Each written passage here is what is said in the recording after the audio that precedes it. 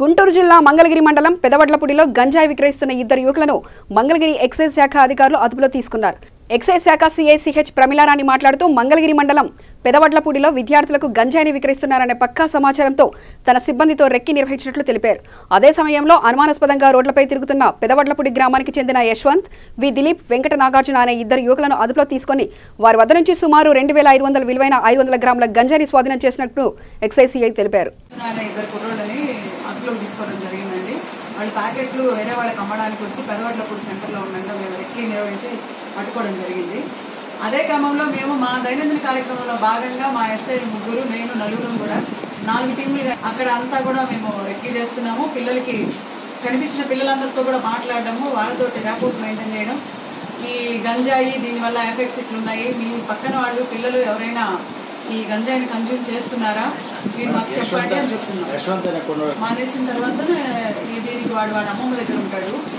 వాళ్ళ అమ్మ నాన్న కూడా వాడు ఒక కాలేజ్ అనేం లేదండి, అంటే అన్నిటికీ ఇస్తున్నాడు. కేఎల్యూ అక్కడ ఎవరు దొరికితే వాళ్ళకి ఇస్తున్నాడు, బయట పిల్లలకి వాటికి. ఇక మేము అన్ని చూసుకుంటా వస్తున్నాం. మెడికల్ కాలేజ్ కూడా ఈ రోజు అంటే నేను వాళ్ళ మీటింగ్కి వెళ్ళున్నానండి, కమిషనర్ గారి మీటింగ్ అయితే. మా ఎస్ఐ గారు వెళ్ళినారు, మా జి వెంకటేశ్వర్లు ఎస్ఐ గారు సిబ్బందితో వెళ్ళి మొత్తం హాస్టల్స్ అన్ని చెక్ చేస్తున్నారు. మేము 9 o'clock వెళ్ళారు, అన్ని చూసుకొని వచ్చారు. అదుపులోకి ఏం తీసుకోలేదండి, వాళ్ళకి కౌన్సిలింగ్ ఇచ్చారు. మీ కాలేజ్ లో ఏమైనా గంజాయి కన్జ్యూమ్ జరుగుతుందా, జరిగితే మాకు చెప్పండి. మేము ప్రతిరోజు కూడా ఏదో ఒక కాలేజ్ క్యాంపస్ లోకి తిరిగి వాళ్ళకి కౌన్సిలింగ్ ఇవ్వడం జరుగుతుందండి. నేనైతే కేఎల్యూ హాస్టల్ చుట్టూ తిరుగుతున్నాం. హాస్టల్స్ అందరితోటి మీటింగ్ కూడా కండక్ట్ చేశాం గతంలో. ఈ రోజు మీరు ఎంతమంది కౌన్సిలింగ్ ఇచ్చారు మేడం? ఈ రోజు ఒక 6-7 ఇచ్చారండి. అంటే పేర్లు వివరాలు కూడా మా ఎస్ఐ గారు చెప్తారండి. అంటే మేము పేర్లు వివరాలు పర్టికులర్స్ తీసుకునే దానికన్నా అక్కడ మేము చూసేది వాళ్ళు స్టూడెంట్స్ అక్కడ ఉంటున్నారు అనే దాన్ని తీసుకునే వెళ్తున్నామండి. మీ కౌన్సిలింగ్ లో ఏమైనా గంజాయి ప్యాకెట్లు గానీ అటువంటి పదార్థాలు ఏమీ దొరకలేదండి, ఏమీ దొరకలేదు. కౌన్సిలింగ్ ఇచ్చాం, హాస్టల్ అన్ని చెక్ చేస్తున్నామండి. ఈ రోజు మాత్రం హాస్టల్ రూమ్స్ చూసారంట. మేము ప్రతిరోజు కూడా పిల్లలు ఉండే ఎక్కడ హాస్టలా లేకపోతే అది ఇంకేమన్నా వాళ్ళు ఉండేది పర్సనల్ హౌస్ తీసుకున్నారా అని ప్రతిదీ మేము చెక్ చేయడం జరుగుతుంది. దాని ప్రకారమే చేస్తున్నామండి.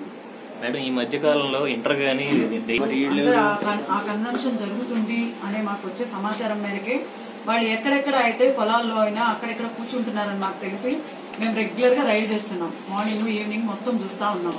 మన స్టేషన్ లో ఉన్న 3 కుర్రోళ్ళు ఎవరు మేడం?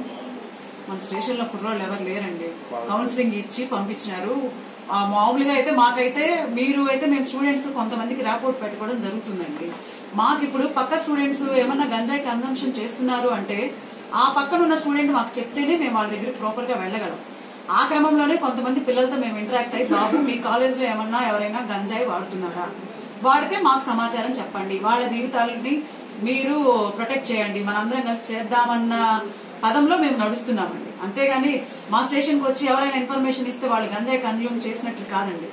మేము పిల్లలందరిలోకి వెళ్తున్నాం, పిల్లల మధ్యకు వెళ్తున్నాం. కొంతమంది పిల్లల్ని టీమ్ గా చేసుకుని వాళ్ళు వేరే వాళ్ళకి కౌన్సిలింగ్ ఇచ్చే విధంగా చేస్తున్నాం. గంజాయి అమ్మే వాళ్ళని మాత్రమే తీసుకొచ్చాం. గంజాయి అమ్మే వాళ్ళని వాళ్ళు చాలా నోటోరియస్ గా ఉన్నారు. రేపు మార్నింగ్ వస్తే నేను వాళ్ళ ఫొటోస్ తీసుకున్నాను.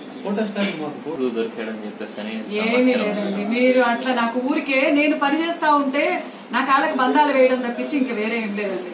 ఒకవేళ ప్రముఖ రాజకీయవేత్త ఎవరైనా దొరికినా ప్రాపర్టీతో దొరికితే ఖచ్చితంగా కేసు పెడతాం. అందులో ఏమి వెనకడుగు వేయం.